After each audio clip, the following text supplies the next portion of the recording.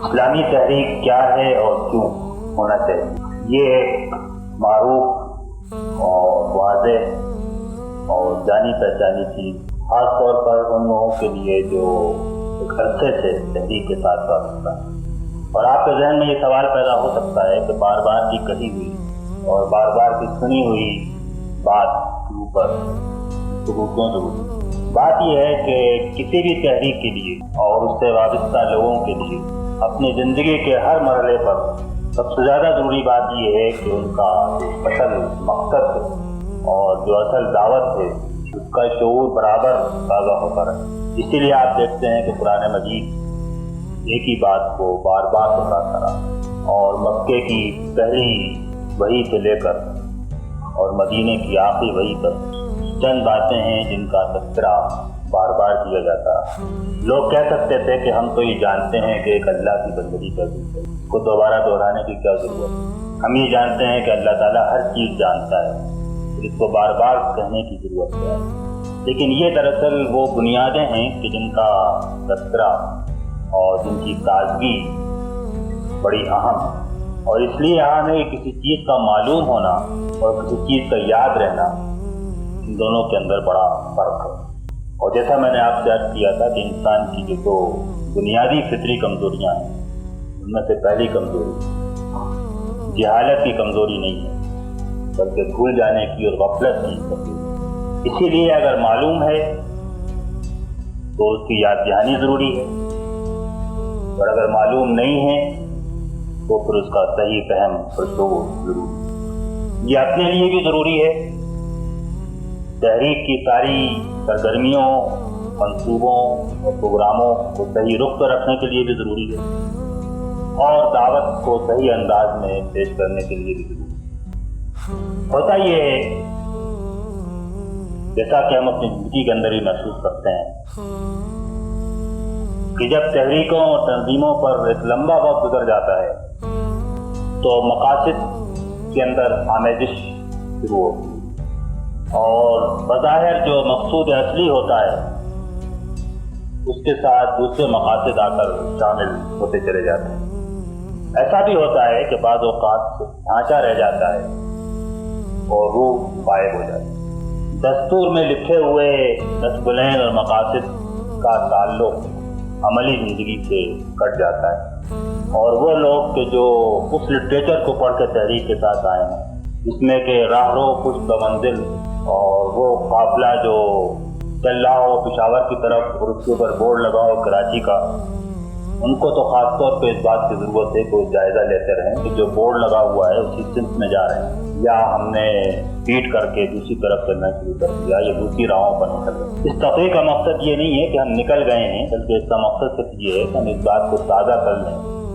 اور اس کی روشنی میں مسلسل نجائزہ اور احتساب لیں۔ ایک اور وجہ یہ ہے کہ جب تحریک کا لفظ شروع میں استعمال ہوا تھا تو یہ ایک نیا لفظ تھا اور غیر معروف لفظ تھا،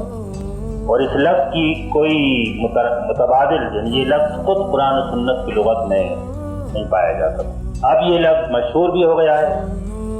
اور مقبول بھی ہو گیا، اور جو لفظ کے مشہور اور مقبول ہو جائے، جس کو بہت سارے لوگ اختیار کر لیں، اس کے اندر معنی کی کثرت پیدا ہو جاتی ہے۔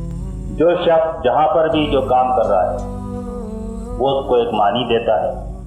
خواہ وہ انگلینڈ میں ہو یا امریکہ میں ہو یا ماریشس میں ہو یا ملیشیا میں ہو یا ایران میں ہو، ہر ایک اب اسلامی تحریک،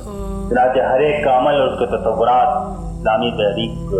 ایک معنی پہناتے ہیں، اور اس طرح معنی میں کثرت بھی پیدا ہوتی ہے اور الجھاؤ بھی پیدا ہوتا ہے۔ اور معنی صرف لٹریچر اور گفتگو اور تقریر سے متعین نہیں ہوتے بلکہ عمل سے بھی متعین، اور اپنا عمل اور دوسروں کا عمل بھی نئے معنی پہنانے لگتا ہے۔ ظاہر ہے کہ لوگ الفاظ کے بیان سے زیادہ عمل کے بیان، اس لیے یہ موضوع بہت بنیادی اہمیت کا موضوع ہے۔ یہ پوری تربیت گاہ، اس کے سارے پروگرام اسی تعریف کے گرد گردش کریں گے،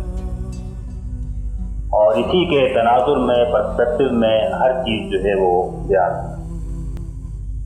سوال یہ ہے کہ تحریک کیا چیز؟ جیسا میں نے کہا کہ تحریک کا لفظ ایک نیا لفظ ہے، اور اس کو ہم نے اپنی ہم اثر تہذیبوں کی لغت سے اختیار کی، اور اس پر لوگوں نے اعتراضات بھی کیے۔ لوگوں نے یہ کہا ہے کہ تحریک کا لفظ اختیار کر کے دراصل دین اور مذہب کو سیاسی شکل دے دی، اور یہ اعتراض بہت بڑے بڑے مفکرین علماء کی طرف سے کیا گیا ہے۔ اس اعتراض کا جائزہ ہم لیں گے،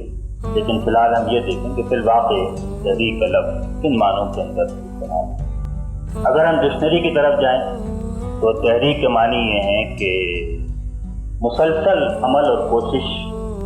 کسی افراد کے مجموعے کی طرف سے کسی اجتماعی مقصد سے حصول، یہ تحریک کا سمجھیے کہ لغوی مفہوم ہے کہ جو انگریزی زبان سے مفہوم لفظ آیا ہے۔ موومنٹ کے معنی کسی مجموعے کی طرف سے مسلسل عمل اور کوشش کسی اجتماعی مقصد سے حصول ہوئی۔ اس لحاظ سے آپ غور کریں تو 3 اجزاء لازمی ہے تحریک کے لیے۔ اگر ان میں سے کوئی ایک بھی غائب ہوگا تو اس کو تحریک نہیں کہا جا سکتا، کچھ اور ممکن ہے کہ کہا جائے۔ ایک یہ کہ اس کے سامنے ایک مقصود ہو، اور وہ مقصود ایسا ہو کہ جو اجتماعی زندگی کو بھی تشکیل دے۔ انفرادی مقصد جو ہے وہ صرف تحریک کا مقصود نہیں ہو سکتا، اور اس مقصود کے ساتھ ایک تصور حیات کو آپ کسی لفظ سے بھی ادا کر لیں، سارے الفاظ ظاہر ہے کہ نئے الفاظ ہیں، ہم اس کو آئیڈیالوجی کہیں یا ورلڈ ویو کہیں، یا اس کائنات میں انسان کا تصور، اس کائنات کا تصور کہیں،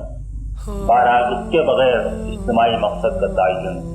دوسری بات یہ کہ اس کے اندر اجتماعیت اور تنظیم ہو، کسی ایک فرد کی کوشش کو ادبی پیرائے میں تحریک کہا جا سکے، یہ شخص اپنی ذات میں ایک تحریک تھا، لیکن تحریک کے اندر اجتماعی اور اجتماعیت اور تنظیم لازمی۔ اور تیسری چیز یہ ہے کہ اس کے اندر کوشش، اجتماعی جدوجہد بھی